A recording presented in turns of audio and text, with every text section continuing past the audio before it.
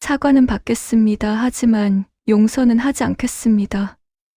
떨리는 손으로 이혼 서류를 내려놓은 며느리 앞에서 평생 고개를 숙인 적 없던 시어머니가 처음으로 입을 다물었습니다.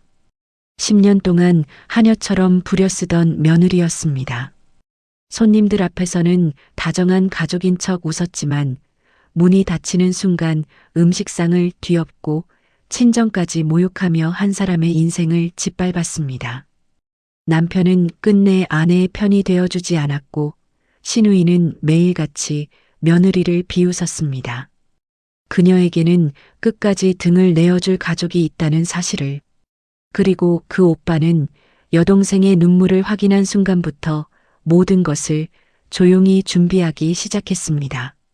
오늘 들려드릴 이야기는 10번을 참고도 무너지지 않았던 한 며느리가 자신의 삶을 되찾아가는 이야기입니다. 과연 그녀는 어떻게 시댁을 떠났고 왜 평생 권력만 믿고 살아온 사람들은 결국 무릎을 꿇게 되었을까요? 지금부터 그 이야기를 시작하겠습니다.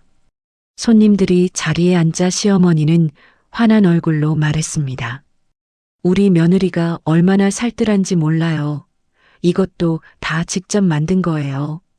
손님들이 아 정말요 하며 감탄하는 소리가 났고 시어머니는 흐뭇한 표정으로 고개를 끄덕였습니다. 서인은 그 옆에 서서 미소를 지었습니다. 그 웃음이 진심에서 나온 것인지 아닌지 서희 자신도 이미 구분하지 못했습니다. 이 집에서 살아남으려면 웃는 법부터 익혀야 했으니까요. 손님들이 돌아간 것은 오후 늦게였습니다.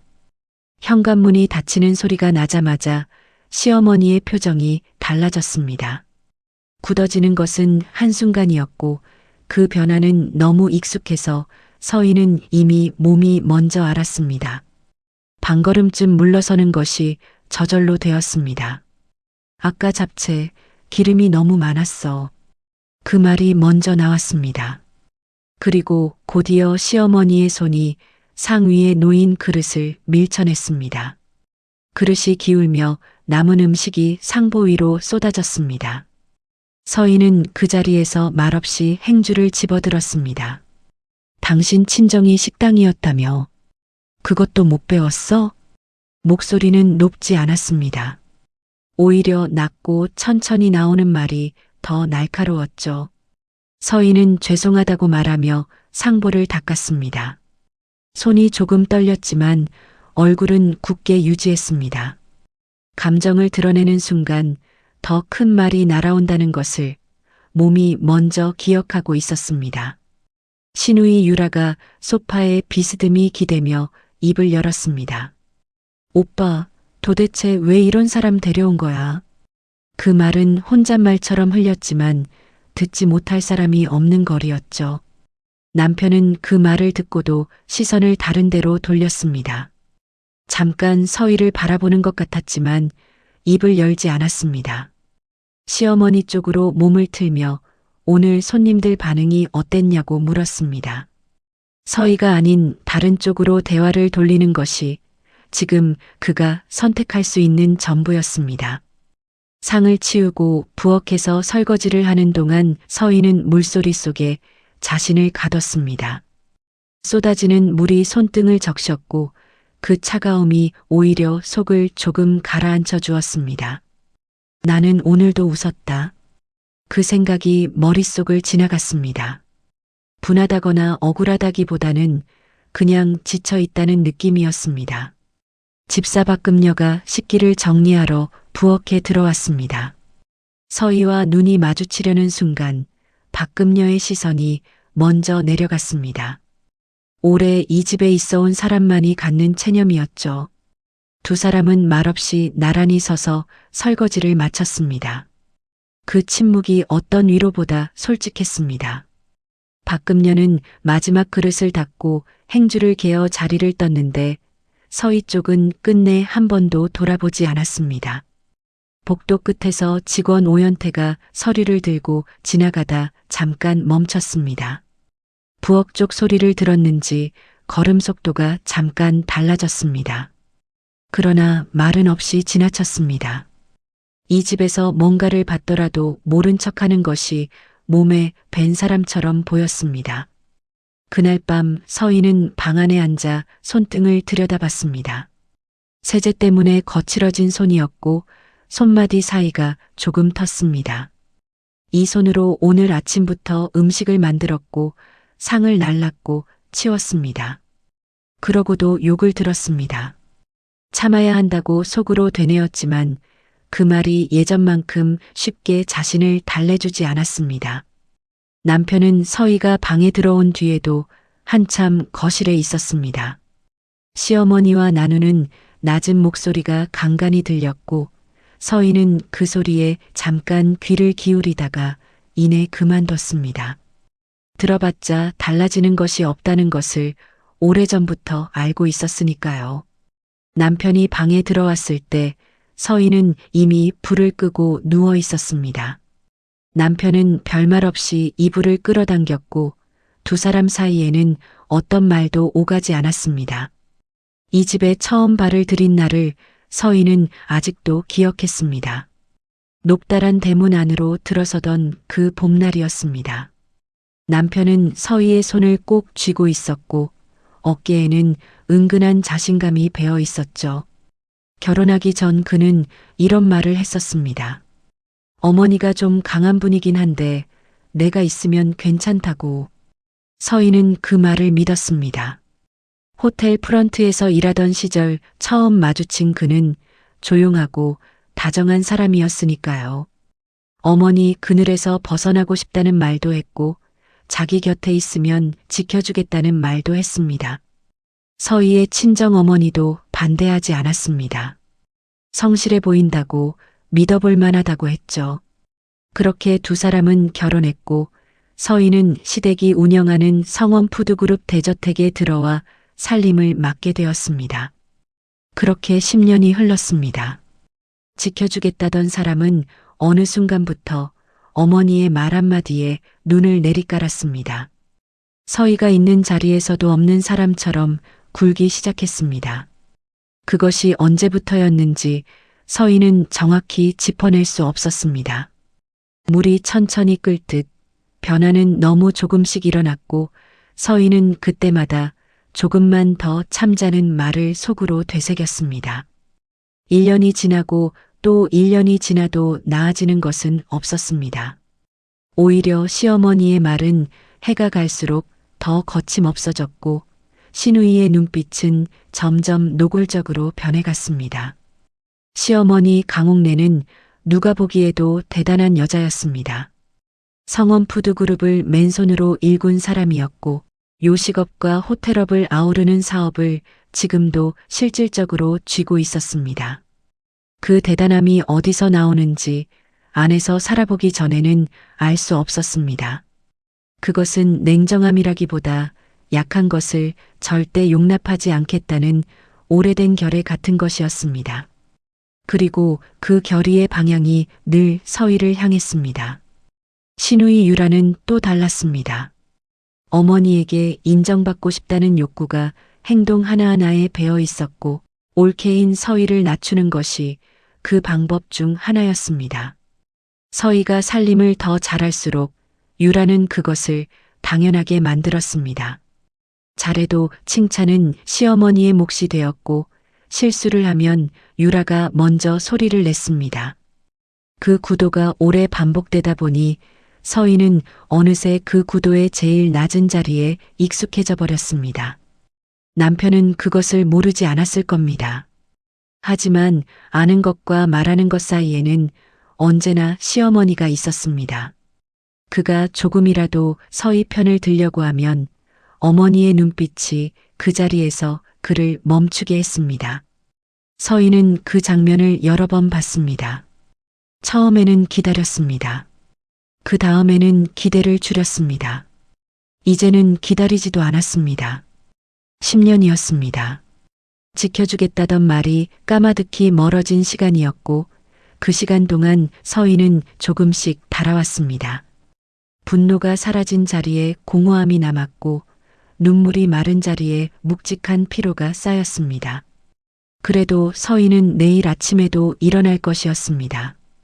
부엌에 나가 밥을 짓고 상을 차리고 또 웃을 것이었습니다. 그것이 지금 서희가 살아가는 방식이었으니까요. 하지만 그 방식이 영원히 계속될 수는 없다는 것을 서희 자신도 희미하게 느끼고 있었습니다. 서희가 눈을 감은 뒤에도 잠은 쉽게 오지 않았습니다. 오늘 하루가 머릿속에서 계속 돌아왔습니다. 손님들 앞에서 살뜰한 며느리 소리를 들었던 오전과 그릇이 쏟아지던 오후가 같은 날에 있었다는 사실이 이상하게 몸에 남아 있었죠. 보여줄 때는 포장하고 문이 닫히면 벗겨내는 것. 서희는 그 규칙 안에서 10년을 살아왔습니다. 그날 밤 서희가 마지막으로 생각한 것은 이상하게도 10년 전 봄날이었습니다. 남편이 손을 잡고 대문을 들어서던 그날 어깨에서 느껴지던 온기가 떠올랐습니다. 지금은 그 온기가 없었습니다. 언제부터 없어졌는지는 몰라도 지금은 분명히 없었습니다. 모욕보다도 외면보다도 사라진 온기가 더 무거웠습니다. 서희는 그날 밤 오랫동안 천장을 바라봤습니다. 밥을 짓고 상을 차리고 치우고 웃고 또 참는 것. 그 반복이 10년을 채웠습니다. 누군가는 그것을 헌신이라고 부를 수도 있었겠지만 서희가 그 안에서 느끼는 것은 헌신이 아니었습니다. 소모되고 있다는 감각이었습니다. 조금씩 그러나 멈추지 않고 달아가고 있다는 느낌이었습니다. 아무것도 달라지지 않는 밤이 또 하나 지나가고 있었습니다. 그러나 서희의 안쪽에서 아직 이름 붙이지 못한 무언가가 천천히 모양을 만들어가고 있었습니다. 서희가 이 집에 발을 들인 것은 28살 때였습니다. 지금은 38살이었습니다. 10년 동안 이 집 부엌과 응접실과 복도를 오갔고 그 안에서 손이 거칠어졌습니다. 세제 때문이기도 했지만 세월 때문이기도 했습니다. 서희는 그 손을 이불 속에 감췄습니다. 내일도 그 손으로 밥을 지을 것이었습니다. 그것이 지금 서희가 이 집에서 할 수 있는 일의 전부였습니다. 하지만 전부라는 말이 오늘 밤은 조금 달리 들렸습니다. 전부가 아닐 수도 있다는 생각이 서희가 눈을 감기 전 마지막으로 지나간 것이었습니다. 오연태는 그날 퇴근하면서 멈칫했습니다. 복도에서 짧게 스친 장면이 머릿속을 떠나지 않았습니다. 부엌에서 혼자 앉아있던 서희의 뒷모습이었습니다. 그 모습이 처음 본 장면이 아니었습니다. 이 집에서 오래 일해온 사람이라면 누구나 봤을 장면이었습니다. 그런데 오늘은 그냥 지나쳐지지 않았습니다. 오연태는 주차장으로 내려가면서 자신의 메일함에 쌓인 지시 메일들을 떠올렸습니다. 협력업체 단가 조정, 직원 처우 지시, 계약 조건 변경. 그것들이 그냥 업무로만 보이지 않기 시작한 것이 언제부터였는지 정확히 알 수 없었습니다. 다만 오늘 그 뒷모습을 보고 나서 더 이상 그냥 넘어가고 싶지 않다는 감각이 생겼습니다. 박금녀도 그날 밤 쉽게 잠들지 못했습니다. 이 집에서 오래 일해왔고 많은 것을 봐왔습니다. 봐왔다는 것이 익숙해졌다는 뜻은 아니었습니다. 다만 할 수 없는 일이 너무 많았습니다. 집사라는 자리는 집안을 지키는 자리이지 집안의 일에 끼어드는 자리가 아니었습니다. 그것이 오랫동안 박금녀가 지켜온 선이었습니다. 그런데 오늘 서희가 행주를 집어들던 손끝이 조금 떨렸다는 것을 박금녀는 봤습니다. 전화가 온 것은 서희가 장을 보고 돌아오는 길이었습니다. 시어머니가 직접 건 전화였고 용건은 짧았습니다. 이번 주 안에 한번 오라고 하실 말씀이 있다고. 그 말에 서희의 위장이 조금 조여드는 느낌이 들었지만 표정은 바꾸지 않았습니다. 알겠다고 대답하고 전화를 끊었습니다. 집으로 돌아오는 골목에서 서희는 잠깐 멈췄습니다. 식자재 납품 트럭 한 대가 좁은 길에 세워져 있었고 박스를 내리던 중년 남자와 눈이 마주쳤습니다. 52살쯤 되어 보이는 얼굴이었고 표정은 다소 지쳐 있었습니다. 두 사람은 잠깐 서로를 바라보다가 남자가 먼저 가볍게 고개를 숙였습니다. 서희도 짧게 인사를 돌려줬습니다. 그게 전부였습니다. 이름도 몰랐고 어떤 사람인지도 몰랐지만 그 순간이 이상하게 오래 남았습니다. 남편에게 시어머니 연락 이야기를 하자 그는 대수롭지 않다는 듯 고개를 끄덕였습니다. 어머니가 하시는 말씀이니 잘 들어 라고 했습니다. 조금만 더 참으면 된다는 말도 덧붙였습니다. 달래는 말처럼 들렸지만 실제로는 어머니 편을 정해둔 사람의 말이었습니다. 서희는 고개를 끄덕이고 방으로 들어왔습니다. 그날 밤 서희는 잠을 거의 자지 못했습니다. 시어머니가 무슨 말을 할지 몰랐고 그 불확실함이 밤새 머릿속을 돌았습니다. 하지만 정작 며칠 뒤 시댁 응접실에 들어섰을 때 서희가 예상하지 못했던 것은 방 안에 앉아 있는 사람이었습니다. 친정어머니가 거기 있었습니다. 윤복수는 작은 핸드백을 두 무릎 위에 얹고 앉아 있었습니다. 손이 가방 끈을 꼭 쥐고 있었고 어깨는 낯선 공간에서 한껏 움츠러든 모양이었습니다. 서희와 눈이 마주쳤을 때 친정어머니의 표정에는 반가움보다 미안함이 먼저 스쳤습니다. 서희는 그 표정을 보는 순간 이미 알았습니다. 이 자리가 어떤 자리인지를요. 시어머니는 자리에 앉자마자 말을 꺼냈습니다. 딸 교육을 어떻게 시킨 거냐고 이 집에 와서 하는 꼬락서니를 보면 집안이 어떤 집안인지 알 수 있다고 했습니다. 목소리는 조용했지만 말 한마디 한마디가 정확히 꽂혔습니다. 친정어머니는 그 말들을 받아내면서 핸드백 끈을 더 세게 쥐었습니다. 손마디가 하얗게 변했습니다. 서희는 그 자리에서 남편을 바라봤습니다. 남편은 소파 한쪽에 앉아 시선을 아래로 내리깔고 있었습니다. 며칠 전 조금만 더 참으면 된다고 했던 사람이 지금 이 자리에서 아무 말도 하지 않고 있었습니다. 참는 것이 아니었습니다. 그냥 없는 사람이었습니다. 당신 딸 이 집에 들어온 게 과분한 줄 알아야 해요. 시어머니의 말이 응접실에 내려앉았습니다. 친정어머니가 그 말을 듣고 고개를 천천히 숙였습니다.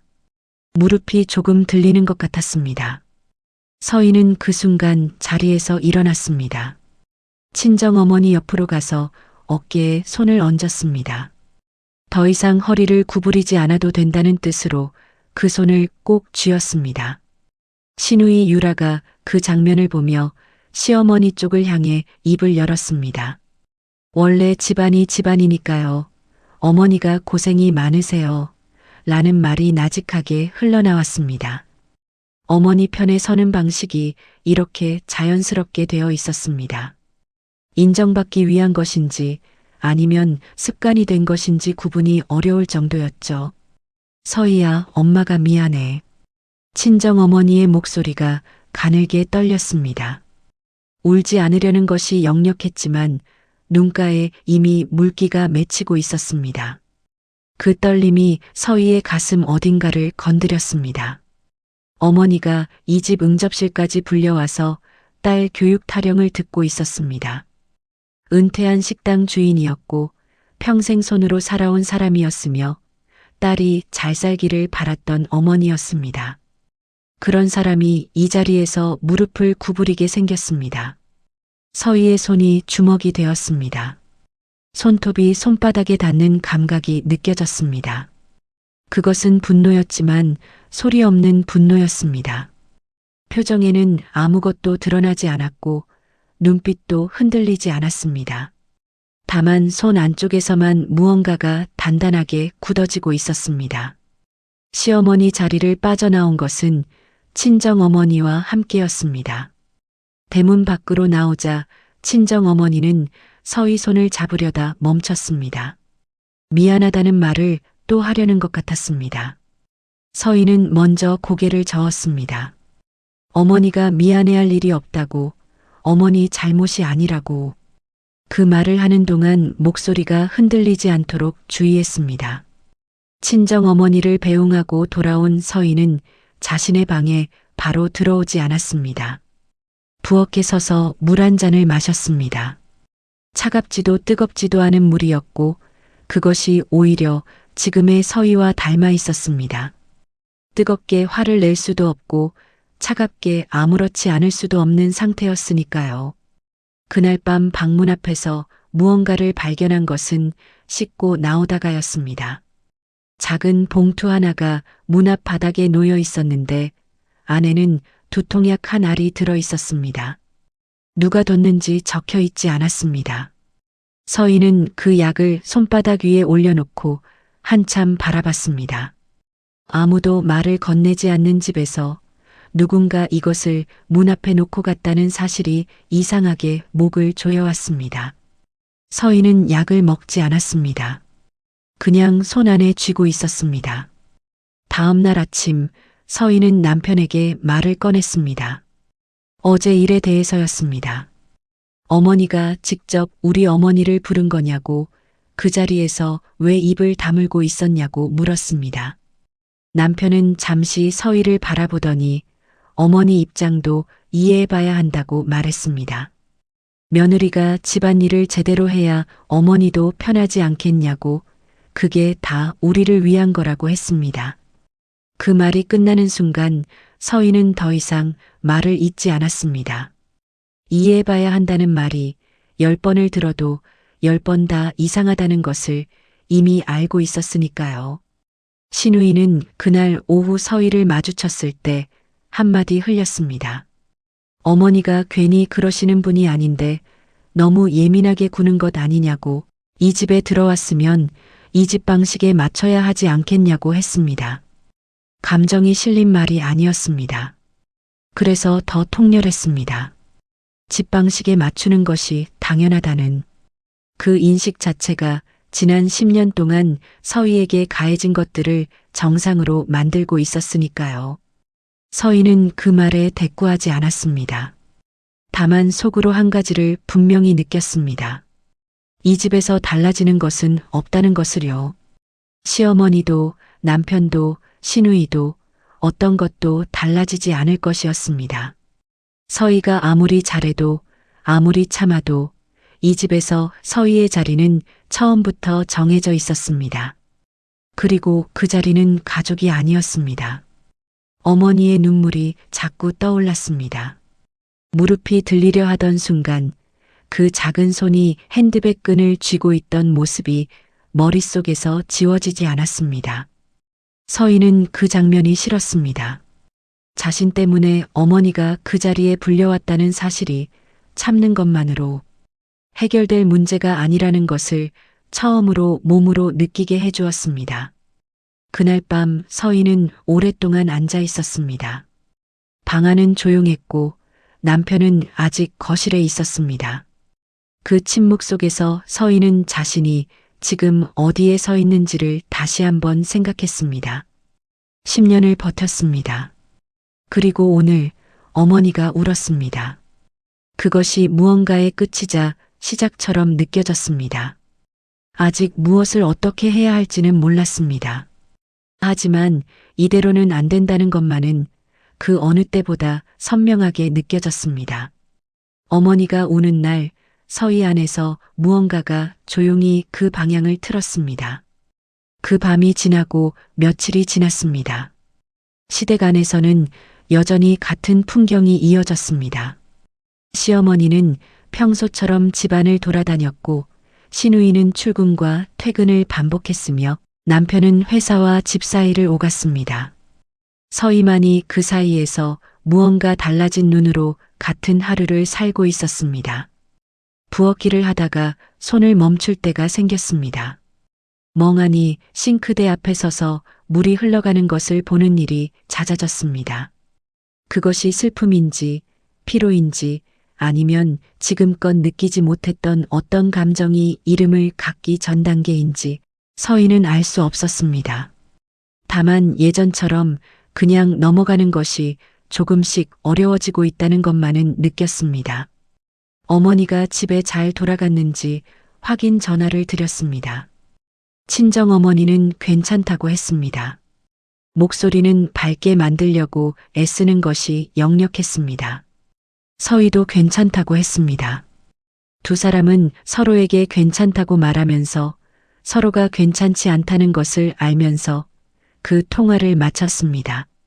전화를 끊고 나서 서희는 잠시 손에 쥔 수화기를 바라봤습니다. 그리고 천천히 내려놨습니다. 시댁 대저택의 밤은 언제나 조용했습니다. 넓은 집이었고 각자 제 방에 있었으며 불필요한 소음은 시어머니가 좋아하지 않았습니다. 그래서 복도도 조용하고 거실도 조용했습니다. 그 조용함이 서희에게는 오히려 무거웠습니다. 말이 없는 것이 평화가 아니라 말을 할 수 없어서 없는 조용함이었으니까요. 서희는 그 무게 속에서 자신의 방불을 껐습니다. 눈을 감았지만 잠은 오지 않았고 그래도 눈은 계속 감고 있었습니다. 지금 이 순간을 견디는 방법이 그것밖에 없었으니까요. 그 밤 서희는 한 가지를 속으로 되뇌었습니다. 어머니가 그 자리에 앉아 있었다는 것을, 무릎이 들리려 하던 그 어머니의 모습을, 그것이 서희의 가슴 어딘가에 못처럼 박혀서 빠지지 않았습니다. 서희가 지금까지 견뎌온 것은 자신만의 일이었습니다. 그런데 어머니가 울었습니다. 그 울음은 이미 서희 혼자만의 일이 아니었습니다. 그 밤 서희는 약봉지를 손에 쥔 채 한동안 앉아 있었습니다. 누가 뒀는지 끝내 몰랐지만 그것을 뒀다는 사실이 오늘 이 집에서 서희가 받은 유일한 온기였습니다. 서희가 처음으로 따진 것은 밤이 깊은 뒤였습니다. 남편이 방으로 들어오자 서희는 불을 켠 채 앉아 있었습니다. 이건 아니지 않냐고 물었습니다. 말을 꺼내기까지 며칠이 걸렸습니다. 어떻게 말을 시작할지, 어디서부터 어디까지 이야기해야 할지 몰랐으니까요. 하지만 어머니의 눈물이 머릿속에서 사라지지 않는 한 그냥 넘어가는 것이 더 이상 되지 않았습니다. 남편은 서희의 말을 듣고 잠시 침묵했습니다. 그러다가 입을 열었습니다. 어머니 입장도 이해해봐야 하는 것 아니냐고, 당신이 먼저 분위기를 만들지 않았냐고 했습니다. 서희는 그 말이 끝나기를 기다렸다가 다시 물었습니다. 분위기를 내가 만들었다는 게 무슨 말이냐고. 어머니가 우리 어머니를 불러다가 무릎 꿇리려 한 게 내 탓이냐고. 남편은 그 질문에 대답을 돌렸습니다. 어머니가 왜 그러겠냐고, 다 이유가 있겠지 않겠냐고 했습니다. 당신이 먼저 분위기 만든 거잖아. 어머니가 왜 그러겠어. 그 말이 방 안에 떨어졌습니다. 서희는 한동안 남편을 바라봤습니다. 이 사람이 지금 무슨 말을 하고 있는지는 분명히 이해했습니다. 그러나 이해한다는 것이 수긍한다는 뜻은 아니었습니다. 서희가 다시 말을 하려는 순간 남편의 손이 서희의 어깨를 밀쳤습니다. 세게 밀친 것이 아니었습니다. 그러나 거칠었습니다. 서희의 몸이 뒤로 기울었고 침대 모서리에 어깨가 부딪혔습니다. 통증이 올라왔지만 서희는 소리를 내지 않았습니다. 남편은 그 자리에서 돌아 누웠습니다. 더 이상 말을 하지 않았고 불을 끄지도 않았습니다. 그냥 등을 보이며 누웠습니다. 서희는 한동안 그 등을 바라봤습니다. 어깨에서 올라오는 통증이 느껴졌지만 그것보다 더 선명하게 느껴지는 것이 있었습니다. 그것은 당황이었습니다. 분노가 아니라 당황이었습니다. 이 사람이 이렇게까지 될 수 있다는 것이 10년을 함께 살았는데도 낯설었습니다. 다음 날 아침 신우이가 서희를 복도에서 세웠습니다. 눈빛이 날카로웠고 목소리는 낮았습니다. 오빠한테 무슨 짓 한 거냐고, 왜 오빠를 힘들게 하냐고 했습니다. 오빠가 어머니 눈치 보느라 얼마나 힘든 줄 아냐고도 했습니다. 서희는 신우이를 보면서 한 가지를 생각했습니다. 이 집에서 오빠를 힘들게 하는 사람은 내가 아니라는 것을요. 하지만 그 말은 하지 않았습니다. 어차피 들릴 귀가 없었으니까요. 우리 오빠 잡을 생각만 하지 말고 이 집에서 제대로 처시네. 그 말을 뒤에 남기고 신우이는 가버렸습니다. 서희는 복도에 혼자 남았습니다. 어깨가 아직도 욱신거렸습니다. 손을 올려 그 자리를 살짝 눌러봤습니다. 멍이 든 것이 손끝에서 느껴졌습니다. 서희는 손을 내렸습니다. 그날 오후 서희는 혼자 부엌 바닥에 앉아 있었습니다. 허리가 벽에 기댄 채 무릎을 세웠고 그 자세로 한동안 움직이지 않았습니다. 부엌은 조용했습니다. 아무도 없었고 아무 소리도 없었습니다. 서희는 그 조용함 속에서 오른쪽 어깨를 왼손으로 감쌌습니다. 멍든 자리를 덮어주는 것처럼요. 그 손이 자신의 것임에도 불구하고 이상하게 그 온기가 낯설었습니다. 방문 앞에 수건이 놓인 것을 발견한 것은 저녁이 다 되어서였습니다. 개켜져 있었고 깨끗한 수건이었습니다. 며칠 전 두통약이 놓였던 바로 그 자리였습니다. 서희는 수건을 집어들고 잠시 들여다봤습니다. 누군지는 여전히 몰랐습니다. 하지만 이 집에서 누군가가 자신을 보고 있다는 사실이 아무도 없다고 느끼는 것보다는 나았습니다. 그날 저녁 직원 오연태가 창고 쪽을 지나다가 부엌 쪽에서 나는 소리를 들은 듯 했습니다. 걸음을 멈추고 방향을 봤다가 이내 표정을 굳히고 다시 걷기 시작했습니다. 무언가를 본 사람이 보지 않은 척 지나가는 걸음이었습니다. 그 순간 오연태의 머릿속에서 어떤 생각이 지나갔는지 서희는 알 수 없었습니다. 다만 그가 그냥 지나치지 않았다는 것은 걸음의 속도가 달라진 것으로 짐작할 수 있었습니다. 밤이 됐을 때 서희는 옷장 위 칸을 열었습니다. 오래된 여행 가방이 있었습니다. 결혼할 때 가져온 것이었고 그 뒤로 한 번도 꺼낸 적이 없었습니다. 서희는 그 가방을 손으로 건드려 봤습니다. 그리고 서서히 끌어내리기 시작했습니다. 가방이 바닥에 내려왔고 서희는 지퍼를 열었습니다.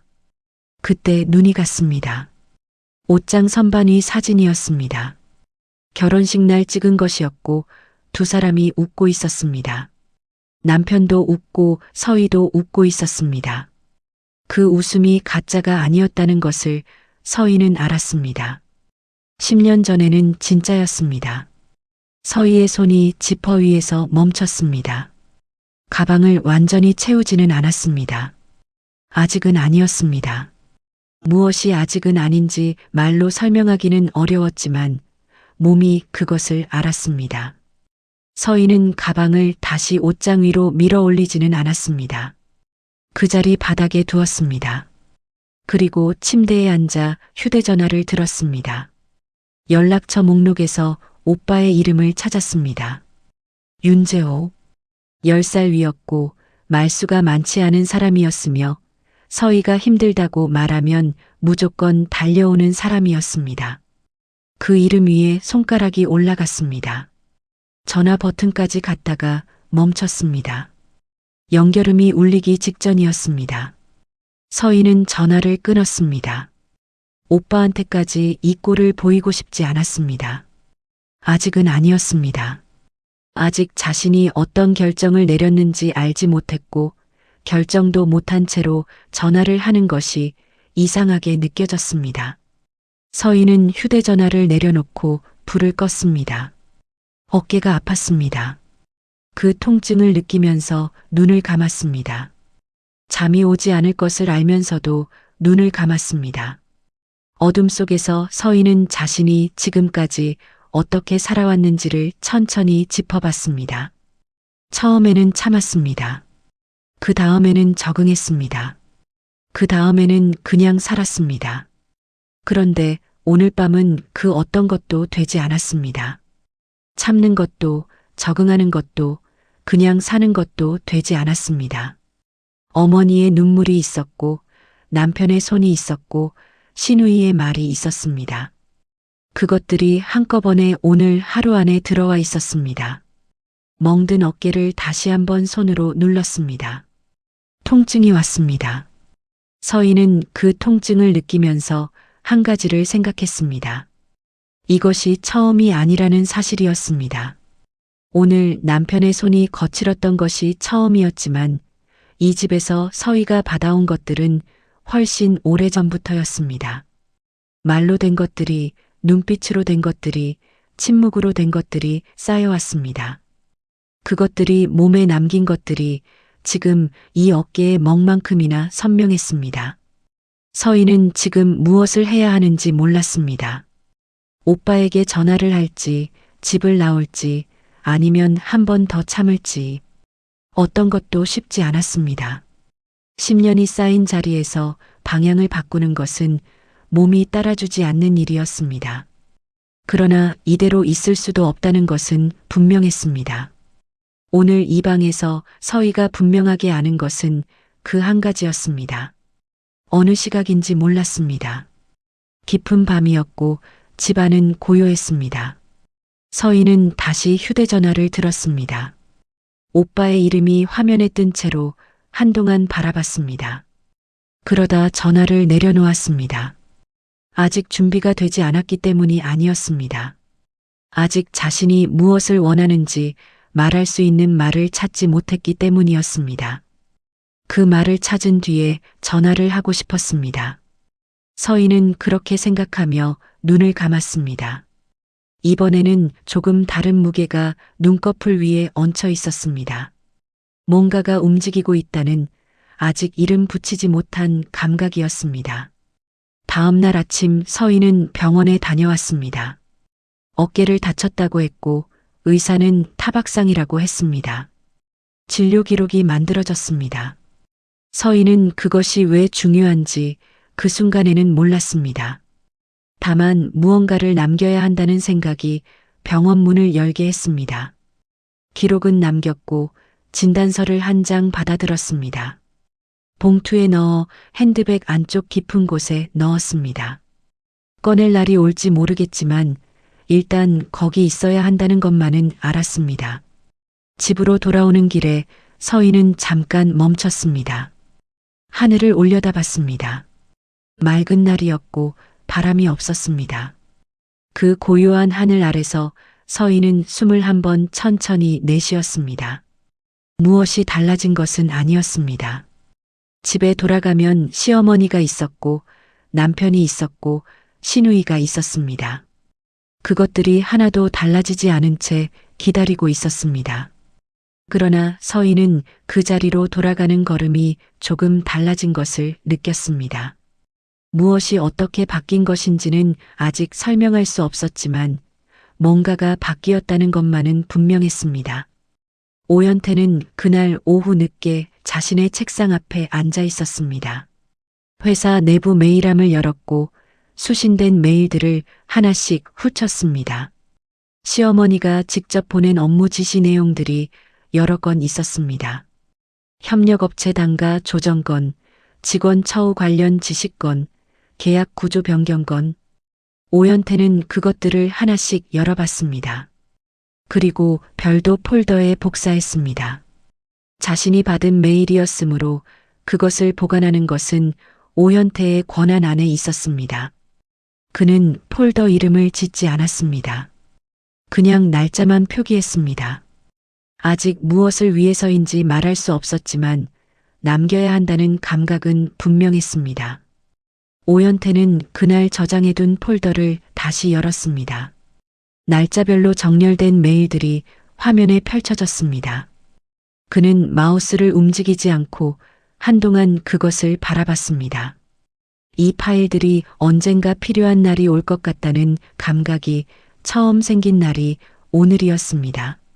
정확히 왜인지는 설명하기 어려웠습니다. 다만 오늘 복도에서 본 서희의 걸음이 예전과 달랐습니다. 집을 나가려다 멈추는 사람의 걸음이 아니라 언젠가는 나가겠다는 사람의 걸음이었습니다. 아침에 눈을 뜨자마자 서희는 휴대전화를 확인하는 습관이 생겼습니다.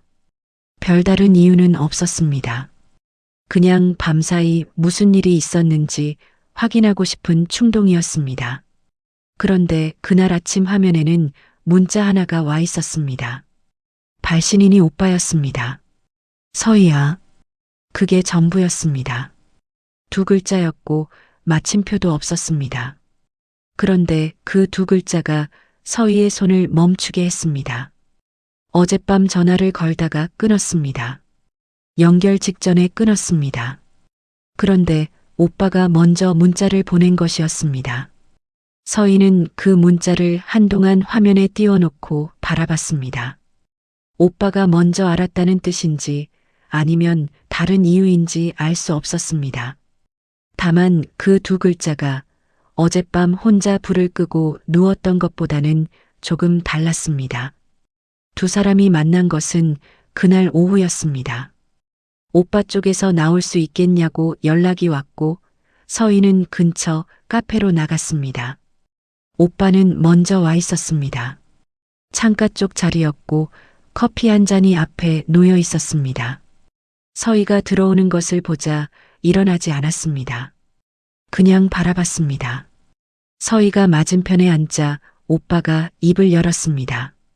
서희야, 오빠한테만큼은 괜찮다고 하지 마. 그 말이 먼저 나왔습니다. 아무 설명도 없이 그냥 그 말부터였습니다. 서희는 괜찮다는 말을 하려고 했습니다. 실제로 습관적으로 그 말이 목구멍 쪽으로 올라왔습니다. 그런데 그 말이 나오기 전에 눈물이 먼저 나왔습니다. 서희는 당황했습니다. 울려고 한 것이 아니었습니다. 그냥 오빠의 말 한마디가 10년 동안 꾹 눌러온 어떤 것을 건드린 것 같았습니다. 오빠, 나 진짜 힘들었어. 그 말을 하고 나서 서희는 얼굴을 가렸습니다. 손으로 눈을 가리고 한동안 그렇게 있었습니다. 오빠는 아무 말도 하지 않았습니다. 다만 테이블 위에 놓인 서희의 손을 건드리지 않고 그냥 옆에 있었습니다. 그 침묵이 어떤 말보다 나았습니다. 잠시 뒤 서희가 손을 내리자 오빠의 시선이 서희의 오른쪽 어깨 쪽으로 갔습니다. 서희가 팔을 움직일 때 표정이 미세하게 찡그려진 것을 오빠가 본 모양이었습니다. 직접 묻지는 않았습니다. 대신 서희 쪽으로 살짝 몸을 당겼습니다. 서희는 아무 말도 하지 않았지만 팔 위치를 조금 바꿨습니다. 그러자 소매 아래 멍든 자국이 보였습니다.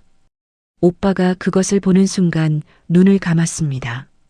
한 박자 동안 아무것도 하지 않았습니다. 눈을 감은 채 숨을 한 번 내쉬었습니다. 그리고 나서 눈을 뜨고 서희를 바라보며 말했습니다. 결정은 내가 하는 거라고. 끝까지 갈지 말지, 이혼할지 말지, 증거를 쓸지 말지, 전부 내가 결정하는 거라고 했습니다.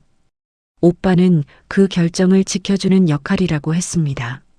무슨 결정을 해도 된다고, 어떤 방향을 선택해도 오빠가 맞겠다고는 않겠지만 뒤에 있겠다고 했습니다. 결정은 내가 해. 오빠는 그 결정을 지켜주는 거야. 서희는 그 말을 들으며 오빠를 바라봤습니다. 처음으로 자신이 이 상황의 주인이라는 말을 들었습니다. 이 집에서는 늘 어떻게 해야 하는지가 정해져 있었습니다. 며느리가 해야 할 것, 하지 말아야 할 것, 참아야 할 것이 이미 정해진 채로 서희를 기다렸습니다. 그런데 오빠는 선택을 서희에게 돌려줬습니다. 서희는 잠시 침묵했다가 고개를 끄덕였습니다. 알겠어, 오빠. 그 대답이 나올 때 목소리가 아직 떨렸지만 눈빛은 달랐습니다. 무언가가 달라진 것이 서희 스스로도 느껴졌습니다. 어젯밤 부엌 바닥에 앉아 어깨를 감쌌던 사람이 지금 이 자리에 있지만 이 자리에서 고개를 끄덕인 사람은 어젯밤의 사람과 조금 달랐습니다. 카페를 나온 재호는 차에 탔습니다. 뒷자리가 아닌 조수석이었고 운전석에는 비서가 있었습니다. 재호가 짧게 말했습니다. 조사만 시작하라고, 아직 움직이지 말라고. 비서가 고개를 숙였고 차가 출발했습니다. 서희의 선택이 나오기 전에는 한 발도 먼저 움직이지 않겠다는 뜻이었습니다. 시댁으로 돌아온 서희는 복도에서 박금녀와 마주쳤습니다. 박금녀가 세탁물을 들고 지나가다 멈췄습니다. 서희와 눈을 마주치더니 이번에는 먼저 고개를 들었습니다.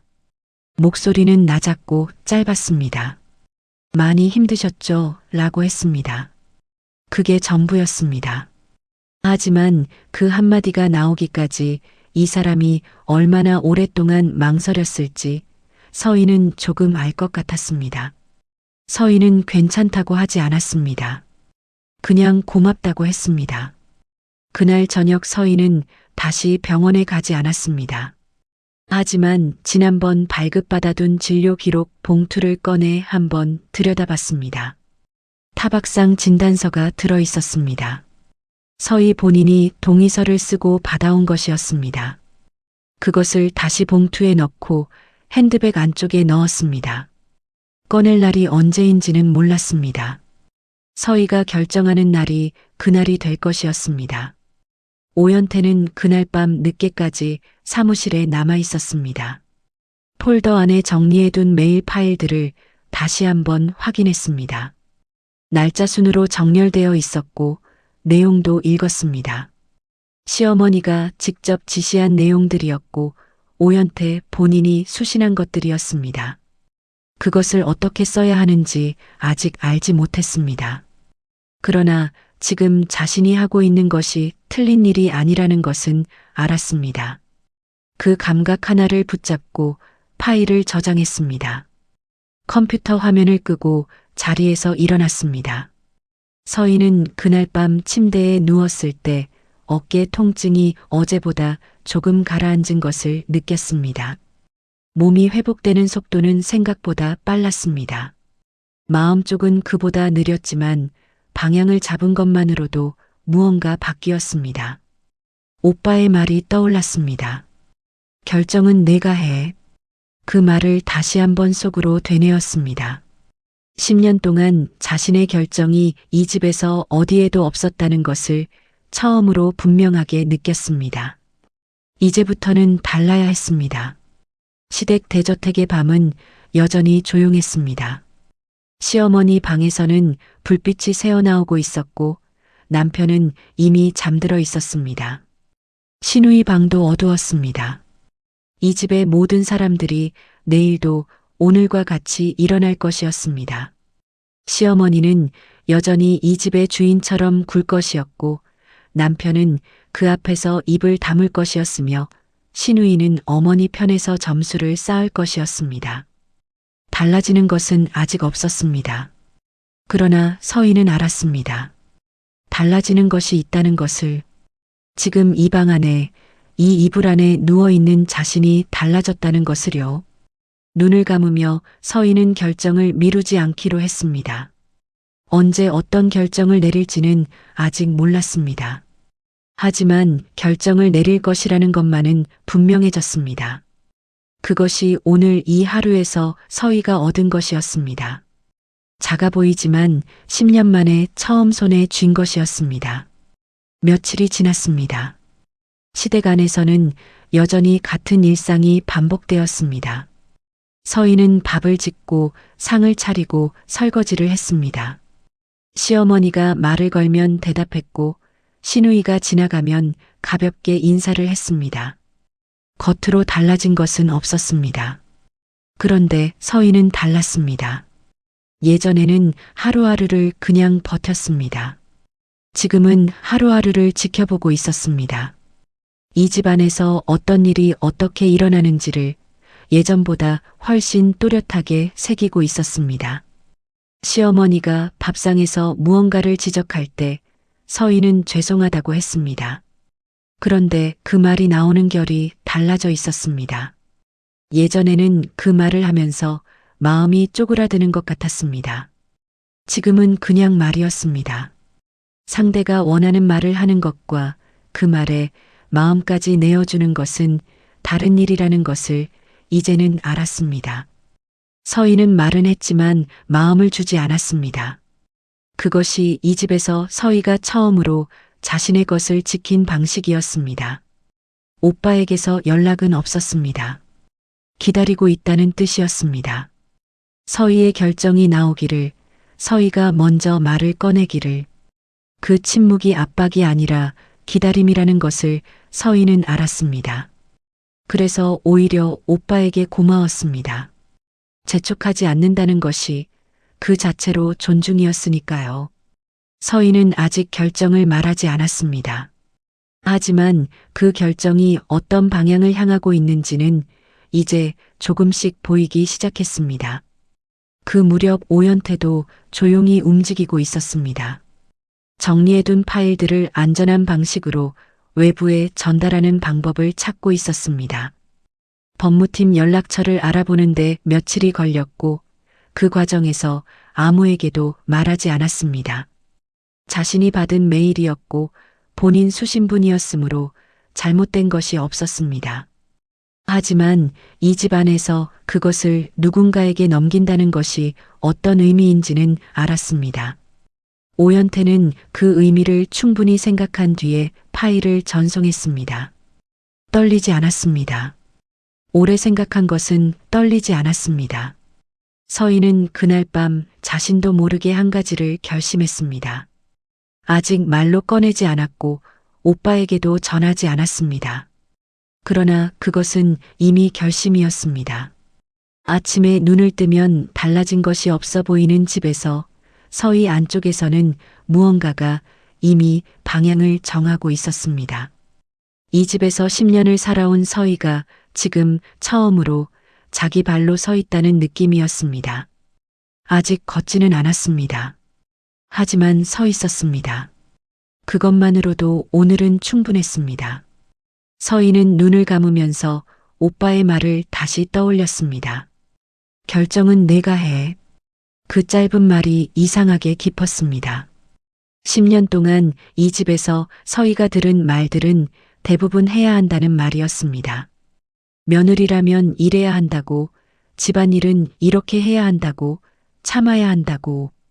그런데 오빠는 내가 결정하라고 했습니다.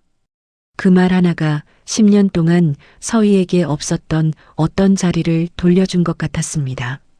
아직 걷지 않았지만 서 있었습니다. 그것만으로 오늘은 충분했습니다. 시어머니가 행사 준비를 시작한 것은 그 주 초였습니다. 업계 지인 몇 명을 초대하는 자리였고 규모는 크지 않았지만 신경 쓰는 것은 많았습니다. 메뉴를 정하고 자리 배치를 잡고 손님 접대 동선을 짜는 일이 며칠에 걸쳐 이루어졌습니다. 그 과정에서 서희는 빠져 있었습니다.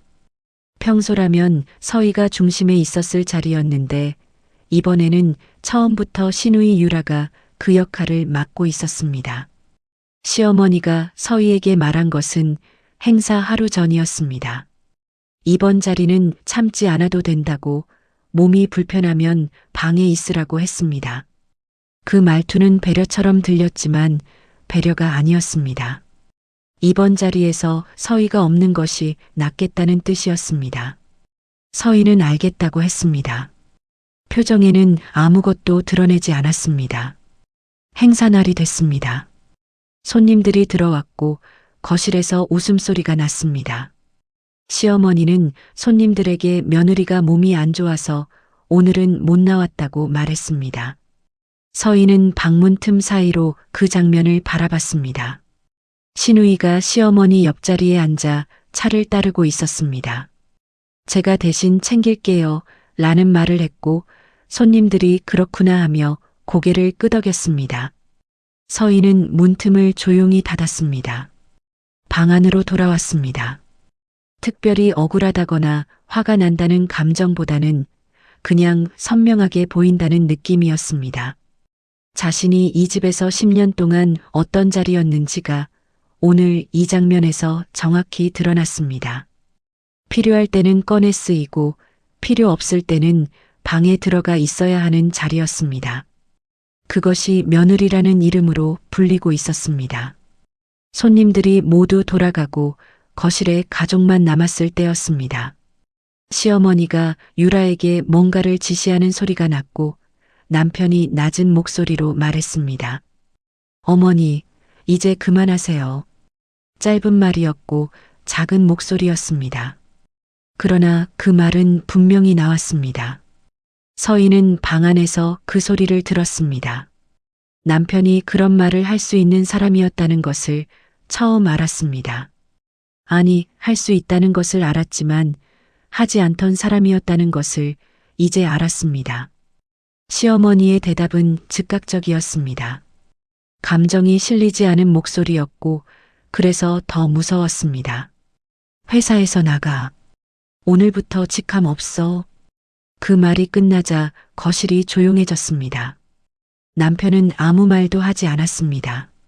서희는 그 침묵 속에서 10년을 이해했습니다. 남편이 왜 매번 입을 다물었는지, 왜 어머니 앞에서 한 번도 서희 편을 들지 못했는지, 그것은 비겁이기도 했지만 이 집안에서 말 한마디가 어떤 결과를 가져오는지를 아는 사람의 선택이기도 했습니다. 이해한다는 것이 용납한다는 뜻은 아니었습니다. 하지만 이유가 보이니 더 선명해졌습니다. 손님들이 모두 돌아간 것은 저녁이 다 되어서였습니다. 시어머니는 유라에게 오늘 수고했다는 말을 하고 자신의 방으로 들어갔습니다. 거실이 비었습니다. 서희는 방에 있다가 얼마 뒤 거실이 완전히 조용해진 것을 확인하고 나왔습니다. 시어머니 방문 앞을 지나다가 안쪽에서 소리가 들렸습니다. 혼자 있을 때만 나오는 목소리였습니다. 낮고 피곤한 목소리였습니다. 내가 이 회사를 어떻게 키웠는데 라는 말이 들렸습니다. 그리고 이어서 여자는 약하면 다 뺏겨 라는 말이 나왔습니다. 서희는 멈췄습니다. 박금녀도 복도 끝에서 멈춰 있었습니다. 두 사람은 서로를 보지 않았지만 같은 것을 들었다는 것을 알았습니다. 시어머니가 그렇게 독하게 살아온 것에는 이유가 있었습니다. 그 이유가 악행을 정당화하지는 않았습니다. 하지만 이 여자가 왜 그렇게 만들어졌는지가 그 목소리 안에 들어 있었습니다. 서희는 다시 걸음을 옮겼습니다. 방으로 들어온 서희는 옷장 위쪽을 열었습니다. 여행 가방이 있던 자리였습니다. 지난번 꺼내뒀다가 다시 올려놓지 않았던 그 가방이 바닥에 있었습니다. 서희는 그 가방을 열었습니다. 그리고 서랍에서 옷 몇 벌을 꺼내기 시작했습니다. 이번에는 손이 멈추지 않았습니다. 그런데 가방을 반쯤 채웠을 때 손이 멈췄습니다. 옷장 선반이 사진 때문이 아니었습니다. 서랍 안쪽에서 나온 것 때문이었습니다. 결혼식 날 사진 한 장이 서랍 안에 끼어 있었습니다. 서희는 그것을 꺼내 들었습니다. 찢어야겠다는 생각이 들었습니다. 손에 힘이 들어갔습니다. 그런데 손가락이 움직이지 않았습니다. 사진을 찢는 것이 이 결혼을 끝내는 것과 같다고 몸이 아는 것 같았습니다. 그래서 손이 말을 듣지 않았습니다. 서희는 그 상태로 사진을 바라봤습니다. 그리고 결국 가방 위에 내려놓았습니다. 눈물이 났습니다. 소리는 내지 않았습니다. 하지만 오래 울었습니다. 한참을 울고 나서 서희는 가방 지퍼를 당겼습니다. 끝까지 닫았습니다. 사진은 가방 안에 넣지 않았습니다. 서랍 위에 그냥 뒀습니다. 가방은 닫혔습니다. 문 옆에 세워뒀습니다. 아직은 아무도 몰랐습니다. 하지만 서희는 알았습니다. 그날 밤 늦게 오연태가 제오 측 법무팀의 파일을 최종 전송했습니다. 며칠 전 대원그룹 법무팀 연락처를 어렵게 확보했고 성원푸드그룹 내부 상황을 알리고 싶다는 뜻을 먼저 전했을 때 상대 쪽에서 조용히 응했습니다. 시어머니가 직접 지시한 납품단가 조정 내역, 계약 구조 변경 지시 메일, 협력업체 관련 압박 내용이 담긴 것들이었습니다. 오연태 자신이 수신한 것들이었고 본인 서명이 들어간 수신 확인도 있었습니다. 전송 버튼을 누르고 나서 오연태는 잠시 화면을 바라봤습니다. 돌이킬 수 없다는 것을 알았습니다. 그래도 손이 떨리지 않았습니다.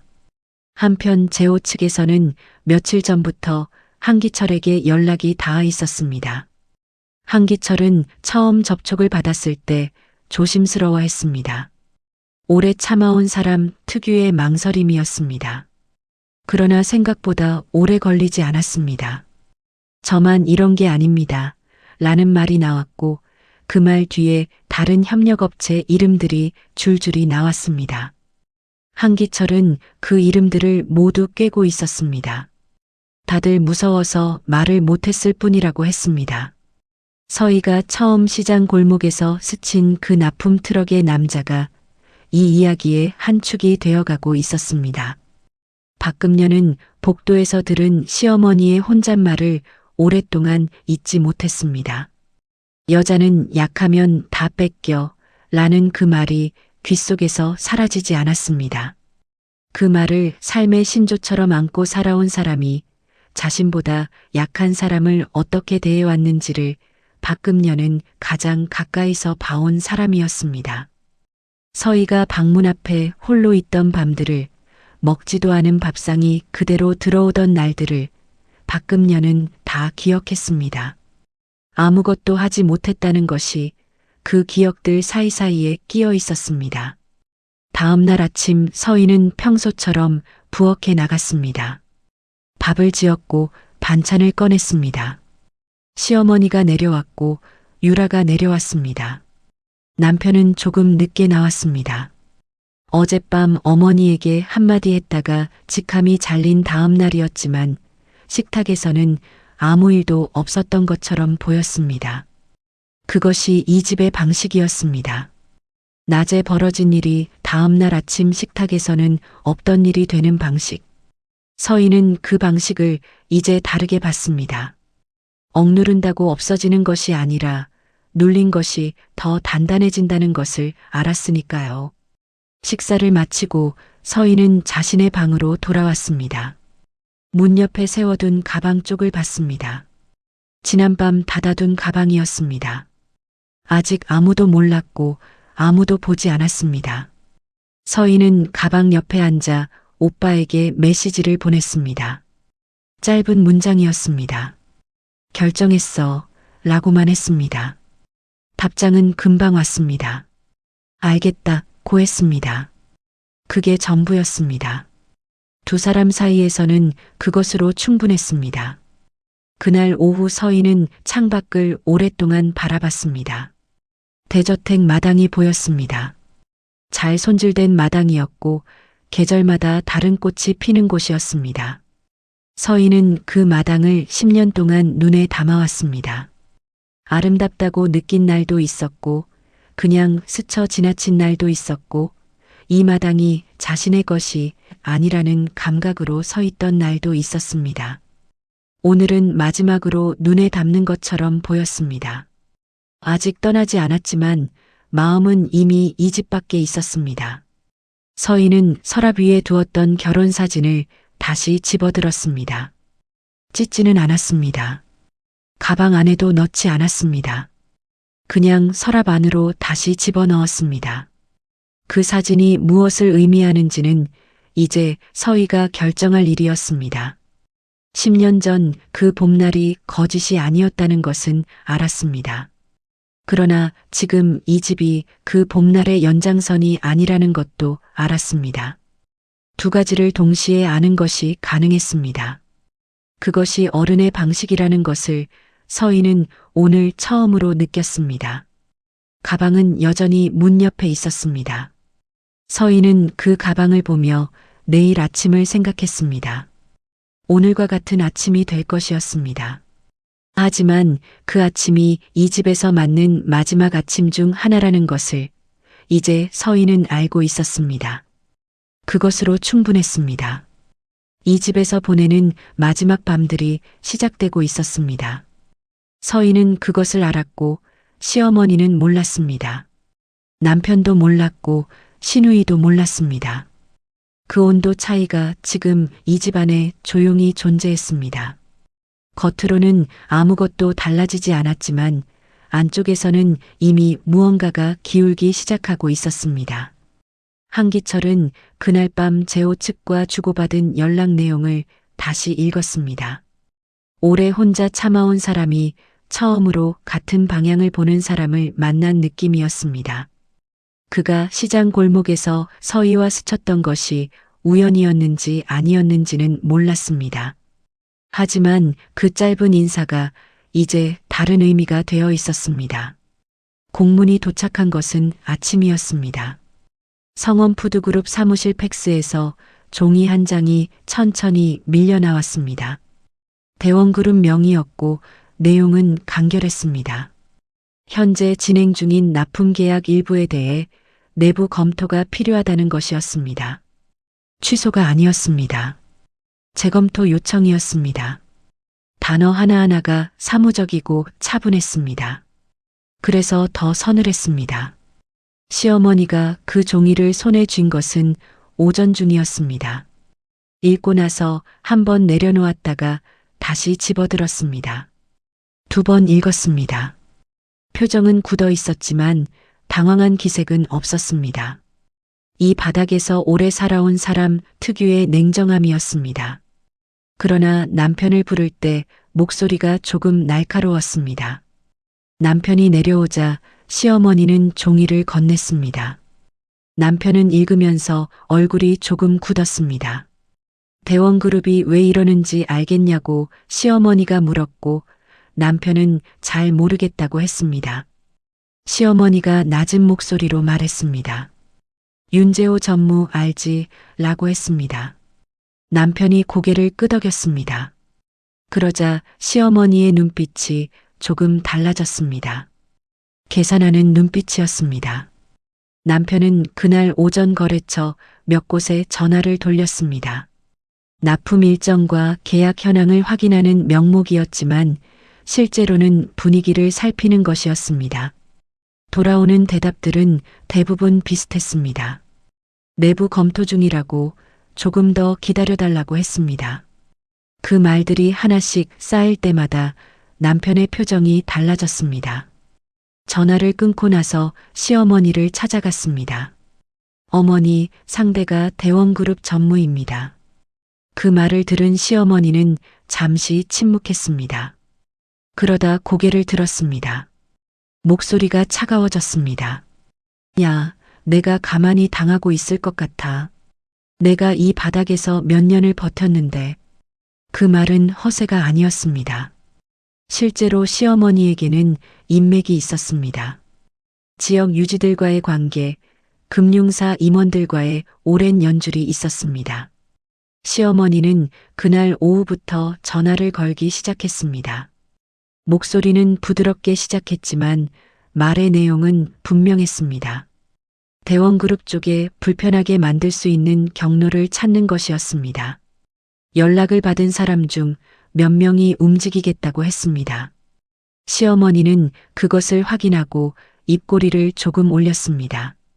그래서 내가 못될 게 뭐 있어. 그 순간만큼은 시어머니가 이길 것처럼 보였습니다. 실제로 대원그룹 쪽으로도 압박이 일부 전달됐습니다. 협력사 하나가 재검토를 잠시 보류하겠다는 연락을 해왔습니다. 그 소식이 남편에게 전해졌고 남편은 조심스럽게 안도했습니다. 시어머니가 역시 이 바닥을 오래 했다는 말이 나왔습니다. 그 집안에서는 잠시 긴장이 풀리는 것처럼 보였습니다. 그러나 시어머니가 모르는 것이 있었습니다. 오현태가 넘긴 자료가 이미 재호 측 법무팀에 들어가 있었습니다. 감사법인에도 예치된 상태였습니다. 그 자료들은 시어머니의 인맥이 닿는 경로와는 전혀 다른 방향으로 움직이고 있었습니다. 시어머니가 전화를 돌리는 동안 재호 측에서는 아무것도 하지 않았습니다. 그 고요함이 오히려 정확했습니다. 그날 저녁이었습니다. 서희의 휴대전화에서 진동이 울렸습니다. 오빠 비서였습니다. 목소리는 짧고 차분했습니다. 준비되셨으면 나오셔도 된다고 했습니다. 서희는 잠시 수화기를 쥔 채 방 안을 둘러봤습니다. 문 옆에 가방이 있었습니다. 서희가 직접 싸둔 가방이었습니다. 오빠가 나오라고 해서가 아니었습니다. 서희가 결정했고, 서희가 싸뒀고, 서희가 나가는 것이었습니다. 그 순서가 중요했습니다. 서희가 가방을 들고 방에서 나올 때 복도에서 박금녀와 마주쳤습니다. 박금녀가 서희의 손에 들린 가방을 봤습니다. 그리고 묻지 않았습니다. 대신 서희 쪽으로 한 걸음 다가왔습니다. 아씨, 이제 나가셔야 해요.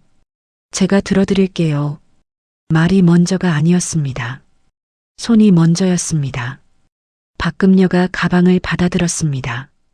서희는 건네면서 말이 없었습니다. 말이 필요 없었습니다. 이 사람이 처음부터 어떤 마음이었는지 다만 오래 침묵했을 뿐이라는 것을 서희는 알고 있었습니다. 두 사람은 나란히 복도를 걸었습니다. 계단을 내려갔고 현관을 지났습니다. 대문이 열렸습니다. 박금녀가 가방을 대문 밖에 내려놓았습니다. 그리고 허리를 깊이 숙였습니다. 말이 없었지만 그 허리 각도가 모든 것을 대신했습니다. 대문 밖으로 나오면서 서희는 뒤를 돌아봤습니다. 한 번만요. 대저택이 보였습니다. 10년 동안 살아온 집이었습니다. 높은 담장과 잘 다듬어진 마당과 빛이 새어나오는 창문이 보였습니다. 그 안에 시어머니가 있었고 남편이 있었고 시누이가 있었습니다. 그들은 아직 아무것도 몰랐습니다. 서희가 나갔다는 것을 곧 알겠지만 지금 이 순간은 몰랐습니다. 서희는 그 장면을 한 박자 바라봤습니다. 그리고 돌아섰습니다. 오빠 차가 대문 밖에 서 있었습니다. 서희는 그 차 뒷자리에 올라탔습니다. 문이 닫혔습니다. 차가 천천히 출발했습니다. 서희는 창밖으로 대저택이 멀어지는 것을 바라봤습니다. 어떤 감정인지 이름 붙이기 어려웠습니다. 후련하지만 무거웠고 가볍지만 오래된 것이 떨어져 나가는 것 같았습니다. 그 복합적인 감각이 차 안을 채웠습니다. 서희는 눈을 감지 않았습니다. 끝까지 바라봤습니다. 한편 시어머니는 그 시각 거실에 앉아 있었습니다. 인맥을 통해 일부 압박이 먹혀 들어갔다는 소식을 들은 뒤였고 기분이 조금 나아진 상태였습니다. 며느리가 집을 나갔다는 것을 알게 된 것은 그로부터 한참 뒤였습니다. 박금녀에게서 들었을 때 시어머니는 처음엔 어디 잠깐 나간 것이라고 생각했습니다. 그런데 박금녀의 표정이 평소와 달랐습니다. 가방을 들고 나갔다고 했을 때야 시어머니의 눈빛이 처음으로 흔들렸습니다. 남편에게 연락이 간 것은 그 직후였습니다. 남편은 전화를 받고 아무 말도 하지 않았습니다. 서희에게 바로 전화를 걸었습니다. 연결음이 울렸습니다. 서희는 받지 않았습니다. 한 번, 두 번, 세 번.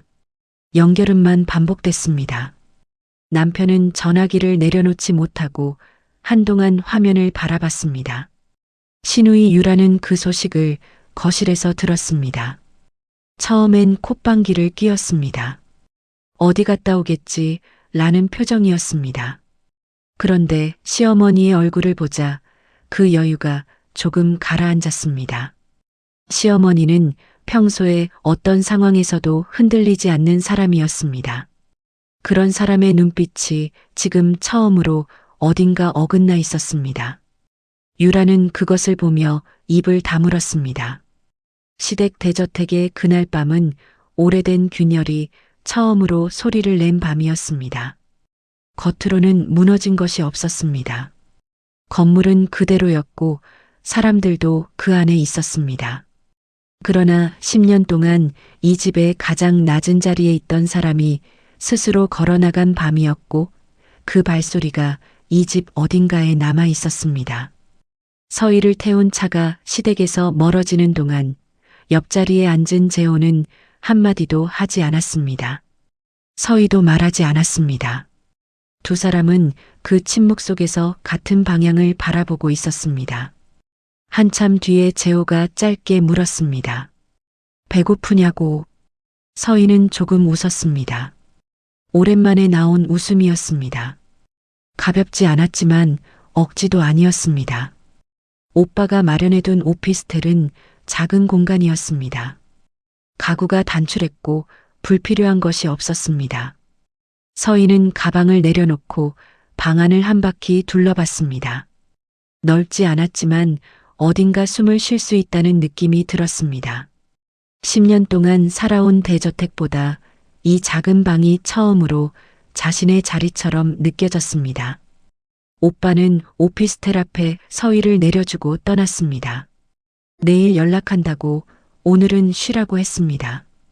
서희는 고개를 끄덕였습니다. 문이 닫히고 혼자 남았습니다. 소리가 없었습니다. 시댁에서도 밤은 조용했지만 그 조용함은 눌린 조용함이었습니다. 여기는 달랐습니다. 그냥 조용했습니다. 아무것도 참지 않아도 되는 조용함이었습니다. 서희는 그 안에 잠시 서 있었습니다. 그리고 바닥에 주저앉았습니다. 울지는 않았습니다. 그냥 앉아 있었습니다. 오랫동안 서 있던 사람이 처음으로 쉬는 것처럼요. 밖에서는 여전히 같은 밤인 것처럼 보였습니다. 시어머니는 여전히 전화를 돌리고 있었을 것이었습니다. 남편은 연결되지 않는 서희의 번호를 보고 있었을 것이었습니다. 신우이는 어머니의 눈치를 살피고 있었을 것이었습니다. 그런데 서희는 그 모든 것에서 한 발 물러서 있었습니다. 처음으로 그 안에 없었습니다. 그것이 이 밤의 전부였습니다. 그것만으로 충분했습니다. 재호는 그날 밤 차 안에서 법무팀장에게 짧게 연락했습니다. 시어머니의 인맥이 일부 움직였다는 것은 이미 파악하고 있었습니다. 예상한 일이었습니다. 감사법인에 예치해둔 자료가 있었고 그 자료가 가야 할 곳이 있었습니다. 지금은 아직 아닐 때였습니다. 서희가 자리를 잡는 것을 먼저 보고 싶었습니다. 재호는 전화를 끊고 눈을 감았습니다. 여동생이 10년을 버텼다는 것을 생각했습니다. 이제 그 시간을 다른 방향으로 쓸 차례였습니다.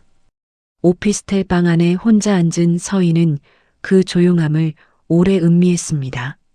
시댁의 조용함은 누군가의 눈치를 봐야 하는 조용함이었습니다. 그런데 이 방의 조용함은 달랐습니다. 아무것도 하지 않아도 되는, 가만히 있어도 되는 조용함이었습니다. 서희는 그 안에서 처음으로 숨을 천천히 내쉬었습니다. 10년 만에 처음으로 내 자리에 있다는 느낌이 들었습니다. 그것이 좁고 단출한 오피스텔 방 하나에서 왔다는 것이 이상했지만 그것이 사실이었습니다. 재호 쪽에 첫 번째 소식이 들어온 것은 며칠 뒤 오전이었습니다. 시어머니의 인맥을 통해 대원그룹 납품사 한 곳이 계약 재검토를 보류하겠다고 연락해 온 것이었습니다.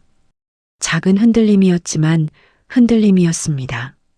재호의 비서가 그 내용을 보고했을 때 재호는 잠시 서류에서 눈을 들었다가 다시 내렸습니다. 그럴 줄 알았다고 했습니다. 그리고 오늘 오후 예치 서류를 공개하라고 했습니다. 비서가 고개를 숙였습니다. 그 한마디가 어떤 의미인지 비서는 알았습니다. 감사법인에 맡겨둔 자료가 공개되는 것이었습니다. 시어머니의 내부 지시 메일 원본, 협력업체 납품 단가 조정 내역, 계약 구조 변경 과정 자료들이었습니다. 그것이 나오는 순간 시어머니의 인맥이 아무리 움직여도 방향을 바꿀 수 없는 수준이 됐습니다. 성원푸드그룹 내부에서도 그 무렵 움직임이 있었습니다. 신우이 유라였습니다. 유라는 며칠 전부터 불안했습니다. 서희가 집을 나간 것이 단순한 가출이 아니라는 것을 느끼기 시작했습니다. 대원그룹에서 공문이 오고 거래처들 분위기가 달라지는 것을 보면서 자신과 관련된 무언가가 엮여 있을 것이라는 불안이 생겼습니다. 유라는 회사 서버에 접속했습니다. 어머니와 자신 사이에 오간 업무 지시 메일들 중 몇 가지를 삭제하려고 했습니다. 그런데 삭제 버튼을 누르는 순간 화면에 경고 문구가 떴습니다.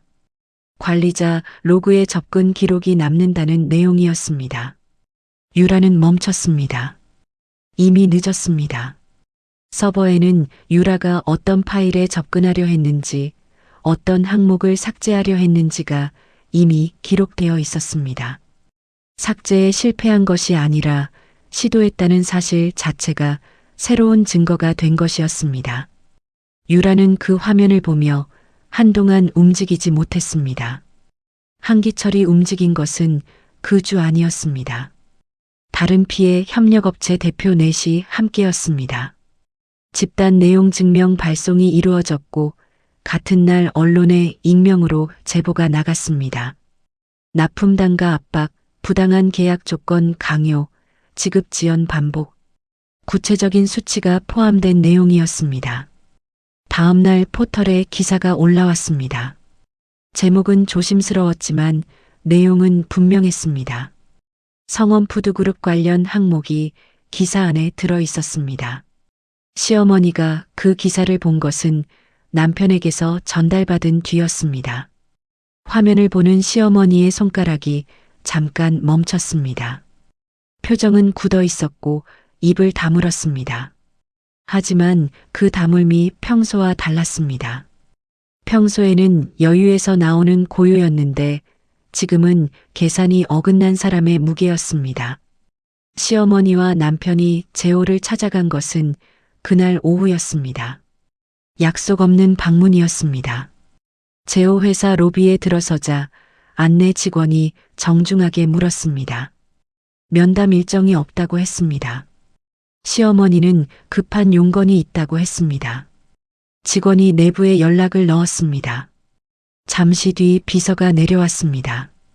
오해인지 아닌지 서류로 확인하시겠답니다. 비서의 말은 짧았습니다. 그리고 서류 봉투 하나를 내밀었습니다. 시어머니가 받아들었습니다. 안에는 자료 제출 요청서가 들어 있었습니다. 감사 착수 통보와 계약 보류 확인서도 함께였습니다. 회사를 한 번에 무너뜨리는 것이 아니었습니다. 절차에 따라 안을 들여다보겠다는 것이었습니다. 그것이 오히려 더 촘촘했습니다. 시어머니는 로비 소파에 앉았습니다. 남편도 옆에 앉았습니다. 두 사람은 오래 기다렸습니다. 1시간이 지났습니다. 면담은 이루어지지 않았습니다. 안내 직원이 다시 정중하게 안내했습니다. 오늘은 어렵다고 먼저 자료 제출이 선행되어야 한다고 했습니다. 시어머니가 자리에서 일어섰습니다. 허리를 꼿꼿이 세운 채 걸어나갔지만 걸음의 속도가 평소와 달랐습니다. 전무님, 저희가 오해가 있었습니다. 로비를 나서기 직전에 시어머니가 그 말을 했습니다. 들을 사람이 없는 말이었지만 나왔습니다. 비서가 뒤에서 그것을 듣고 아무 반응도 하지 않았습니다. 시어머니가 대신 결단해야 하는 말이 뒤로 밀리고 있었습니다. 차 안에서 신우이 유라가 먼저 무너졌습니다. 뒷자리 창가에 앉아 낮은 목소리로 물었습니다. 오빠, 우리 이제 어떻게 되는 거야? 그 말이 질문처럼 들렸지만 사실 질문이 아니었습니다. 이미 어떻게 된다는 것을 알면서 하는 말이었습니다. 조수석의 남편은 대답하지 않았습니다. 대신 휴대전화를 꺼내 서희에게 전화를 걸었습니다. 신호가 갔습니다. 서희는 받지 않았습니다. 남편이 나지막하게 혼잣말을 했습니다. 서희야, 제발 전화 받아. 나 잘못했어. 그 말을 들은 것은 뒷자리에 함께 앉은 시어머니와 유라였습니다. 두 사람 모두 아무 말도 하지 않았습니다. 유라는 창밖을 바라봤고 시어머니도 침묵했습니다. 세 사람이 함께 있는 차 안에서 말소리가 완전히 끊겼습니다. 박금녀는 그 시각 시댁 대저택에서 거실을 닦고 있었습니다. 집은 조용했습니다. 세 사람이 모두 나가고 없었습니다. 박금녀는 행주로 탁자를 천천히 닦았습니다. 그 집에서 오래 일해온 사람이었지만 요즘은 이상하게 가벼웠습니다. 뭔가 무거운 것이 어디론가 빠져나간 것처럼 집안이 달랐습니다. 서희가 없는 것 때문이었습니다. 그런데 그것이 슬프지 않았습니다. 그 아씨가 나가야 할 자리로 나갔다는 것을 박금년은 알고 있었습니다. 성원 푸드그룹의 분위기는 그 주 들어 눈에 띄게 무거워졌습니다. 직원들 사이에 소문이 돌기 시작했습니다. 대원그룹과 계약이 흔들린다는 말, 협력업체들이 집단으로 내용 증명을 넣었다는 말, 언론에 기사가 나왔다는 말이 사무실 안을 돌았습니다. 시어머니가 경영을 쥐고 있던 집안이었고 그 집안의 며느리가 가방을 들고 나갔다는 말도 들어왔습니다. 어떻게 연결되는 것인지 정확히 아는 사람은 없었지만 이것들이 무관하지 않다는 것은 느꼈습니다. 그 무렵 제호 측에서 주주들에게 개별 연락이 닿기 시작했습니다. 감사 착수에 앞서 현황 공유 차원이라고 했습니다. 주주들 중 몇 명이 반응을 보였습니다. 우려를 표명했습니다. 지금 성원푸드그룹에서 무슨 일이 있는지 정확히 알고 싶다는 말을 했습니다. 그 반응이 시어머니에게 전달됐습니다. 시어머니는 남편을 불러 대책을 따졌지만 뾰족한 수가 없었습니다. 시어머니의 인맥은 외부 거래처를 흔드는 데는 효과가 있었지만 주주들과의 신뢰 문제는 인맥으로 해결되는 성질이 아니었습니다. 유라는 그 며칠을 거의 사무실에 출근하지 못했습니다. 서버 접근 기록건이 이미 감사팀에 전달됐다는 것을 알게 된 뒤였습니다. 자신이 무언가를 지우려 했다는 사실이 오히려 증거가 됐다는 것이 믿기지 않았습니다. 억울했지만 반박할 수가 없었습니다. 로그 기록은 거짓말을 하지 않았으니까요. 유라는 방 안에서 핸드폰을 들었다 내렸다 반복했습니다. 전화를 걸 수 있는 사람이 없었습니다.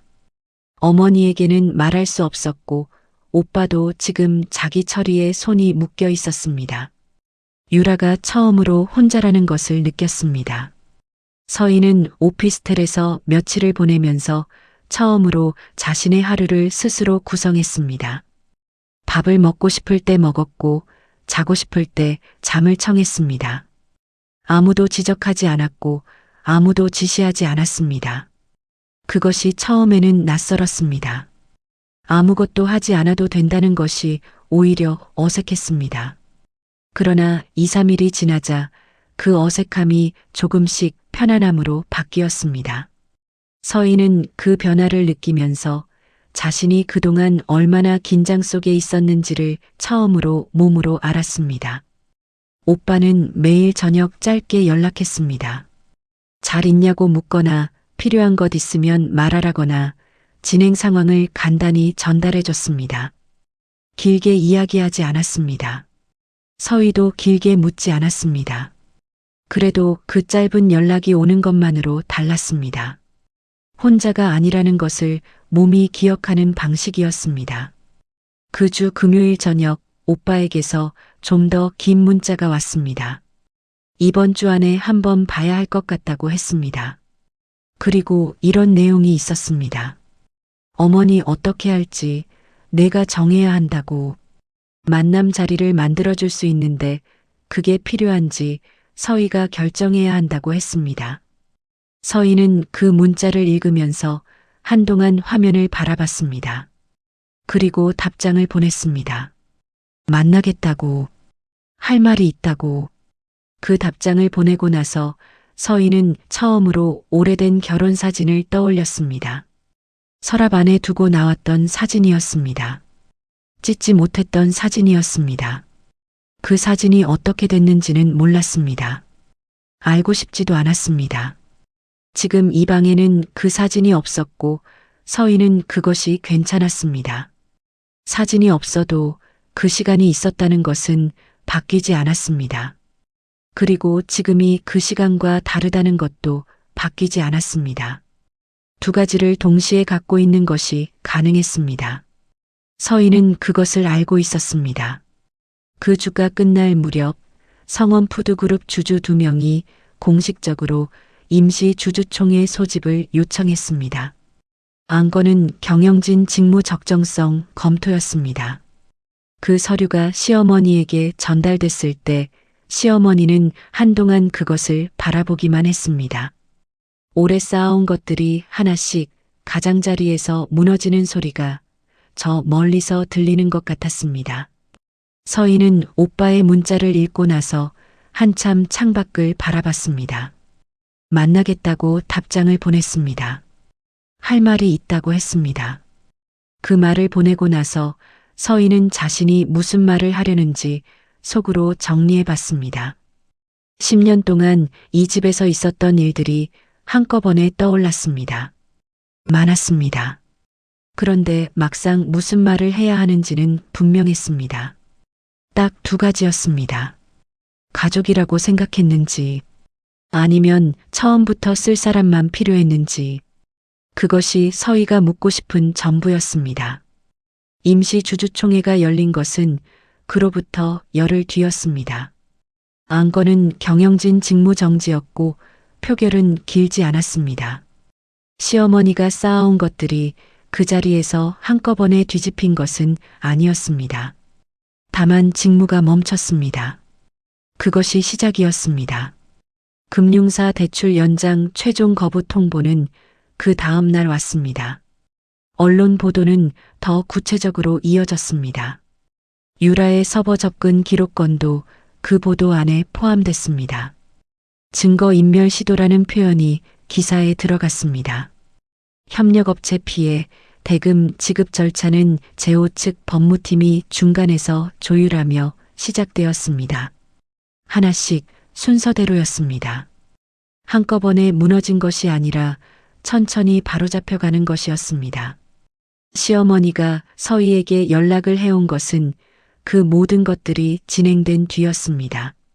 직접 전화를 걸었습니다. 서희는 받았습니다. 시어머니는 한번 만나자고 했습니다. 목소리가 평소와 달랐습니다. 낮고 느렸습니다. 서희는 알겠다고 했습니다. 만남 장소는 시댁 응접실이었습니다. 서희가 선택했습니다. 중립적인 공간이 아니라 그 집을 선택한 이유가 있었습니다. 10년 동안 낮아져야 했던 자리에서 이번에는 서희가 서 있을 것이었으니까요. 서희가 대문 앞에 도착했을 때 오빠 재호가 옆에 있었습니다. 그리고 친정어머니 윤복순도 있었습니다. 친정어머니는 서희를 보자 손을 꼭 잡았습니다. 아무 말도 하지 않았습니다. 그 손의 온기가 말보다 많은 것을 전했습니다. 세 사람이 함께 대문을 들어섰습니다. 응접실에는 시어머니와 남편과 유라가 있었습니다. 예전과 같은 자리 배치였지만 공기는 완전히 다른 것이었습니다. 시어머니는 소파 끝에 앉아 있었고 자세가 무거웠습니다. 남편은 시선을 바닥으로 두고 있었습니다. 유라는 어머니 옆에 앉아 있었지만 평소에 그 날카로운 눈빛이 없었습니다. 서희가 맞은편 소파에 앉았습니다.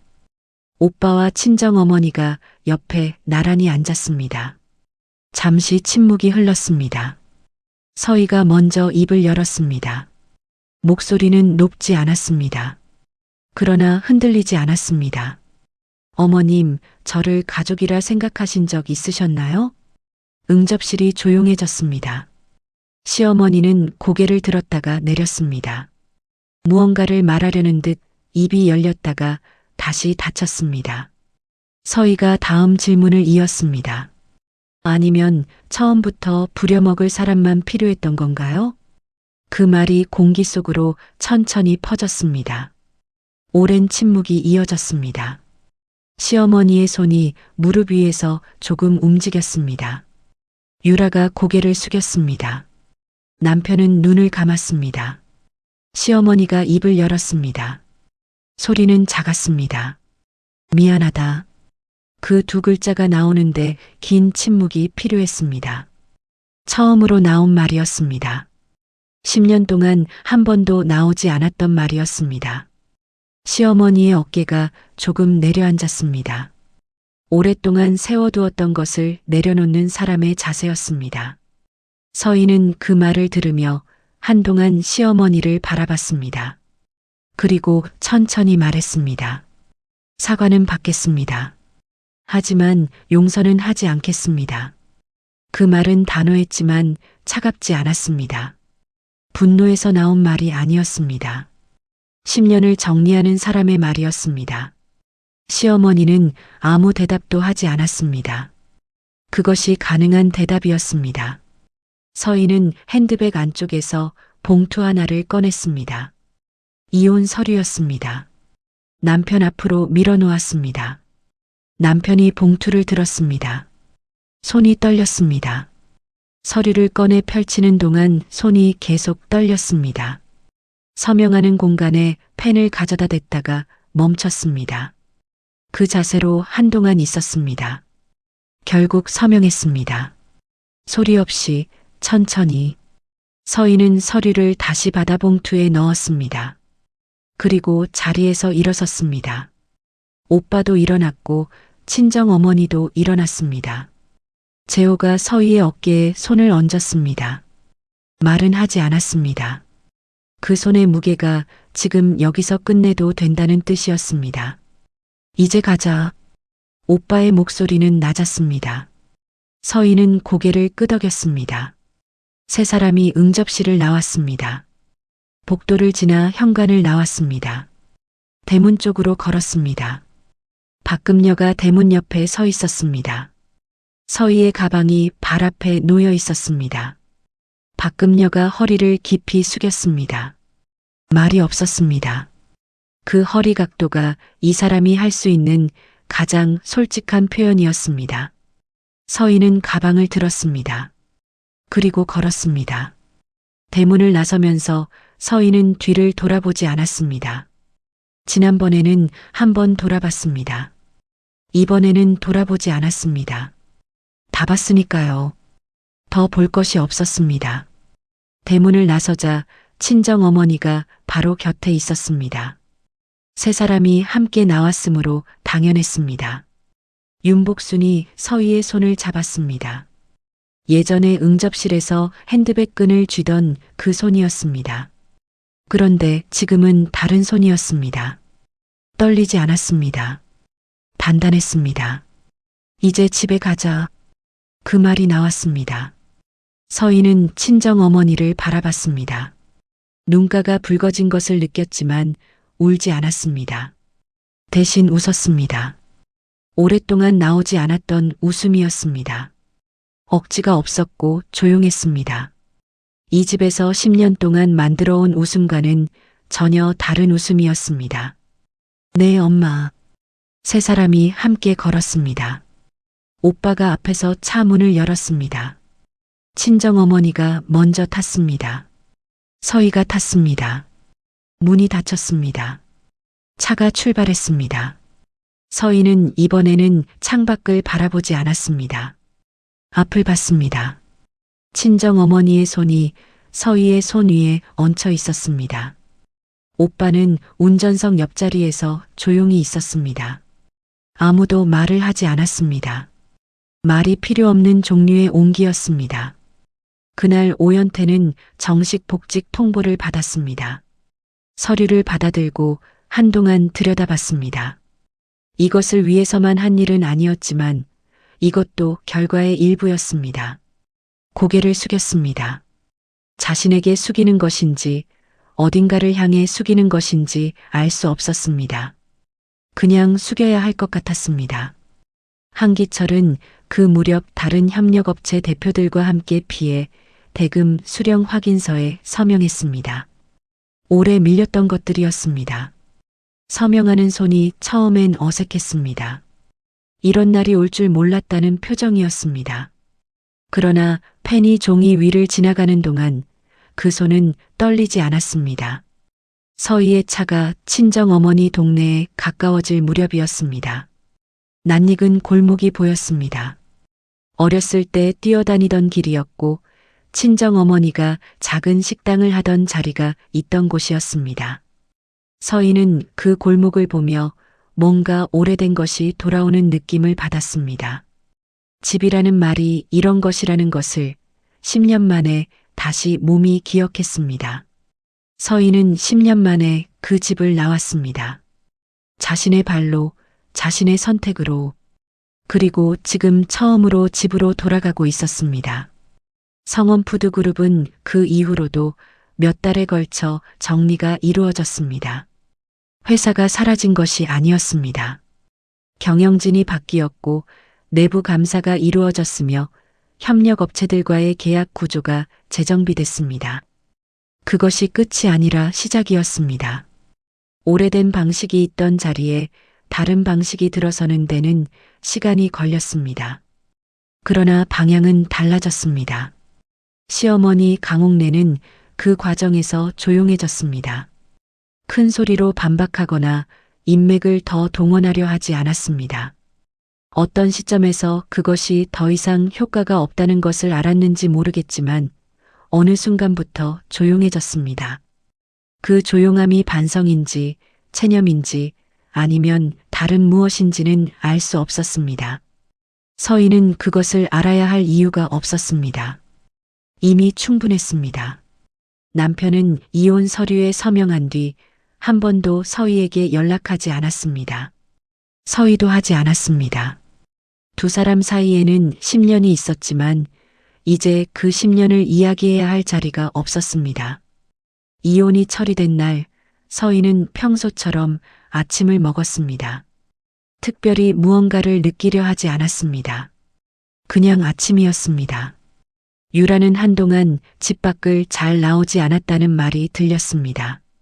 서버 접근 건이 어떻게 처리됐는지는 알 수 없었습니다. 서희가 알아야 할 일이 아니었습니다. 박금년은 그 이후에도 시댁에서 일을 계속했습니다. 집이 달라졌고 사람들의 분위기가 달라졌습니다. 박금년은 달라진 집에서 예전과 같은 일을 했습니다. 다만 예전보다 조금 똑바로 서서 하게 됐다는 것이 달라진 전부였습니다. 서희는 친정어머니 집 근처에 작은 방을 얻었습니다. 오피스텔에서 나온 뒤였습니다. 방은 좁았지만 아무것도 눈치 볼 것이 없었습니다. 아침에 일어나면 친정어머니한테 전화를 하거나 아니면 걸어서 거기까지 가기도 했습니다. 친정어머니는 서희가 오면 밥을 했습니다. 예전에 식당에서 하던 방식 그대로 너무 많이 했습니다.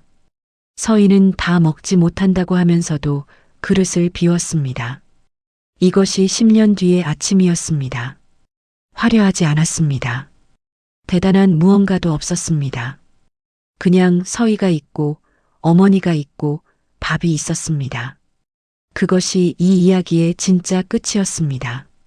복수가 완성된 자리가 아니라 사람이 자리를 되찾은 자리였습니다. 오빠 재호는 가끔 두 사람을 데리고 밥을 먹으러 갔습니다. 말이 많지 않은 자리였지만 웃음이 있었습니다. 서희는 그 자리에서 억지로 웃지 않아도 됐습니다. 그냥 웃어졌습니다. 그것이 서희가 10년 만에 되찾은 것이었습니다. 오빠 재호는 그날 저녁 법무팀에 짧게 연락을 했습니다. 이제 마무리가 된 것이냐는 물음에 재호는 마무리가 된 게 아니라 시작된 것이라고 했습니다. 성원푸드그룹의 구조가 바뀌는 데는 시간이 걸릴 것이었습니다. 하지만 서희가 그 집 대문을 나선 것은 이미 일어난 일이었습니다. 그것은 되돌릴 수 없는 일이었고 바로 그것이 이 이야기에서 가장 중요한 사건이었습니다. 재호는 전화를 끊고 서희에게 문자를 보냈습니다. 내일 3시 밥 먹자 라고만 했습니다.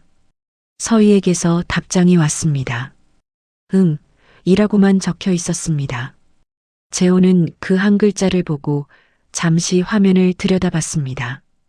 그리고 전화기를 내려놓았습니다. 오늘 이야기를 끝까지 들어주신 여러분, 진심으로 감사드립니다. 저는 이 이야기를 만들면서 오빠 재호의 말 한마디가 계속 마음에 남았습니다. 결정은 내가 해. 지켜주는 역할은 오빠가 한다고. 그 말 한마디에 서희는 10년 만에 처음으로 자기 발로 설 수 있었습니다. 세상에는 참는 것이 미덕이라는 말이 참 많습니다. 그런데 저는 생각합니다. 참는 것보다 더 중요한 것은 내 곁에 기댈 수 있는 사람이 있다는 사실을 아는 것이 아닐까요? 서희에게는 그것이 오빠였고, 친정어머니였고, 말없이 짐을 들어준 박금녀였습니다. 여러분 곁에도 그런 사람이 있기를, 그리고 여러분도 누군가에게 그런 사람이 되어주기를 진심으로 바랍니다. 오늘 이야기가 마음에 드셨다면 구독과 좋아요, 알림 설정 꼭 부탁드립니다. 댓글로 여러분의 생각도 들려주세요. 사연밤은 다음에도 이런 이야기로 다시 찾아오겠습니다. 건강하세요.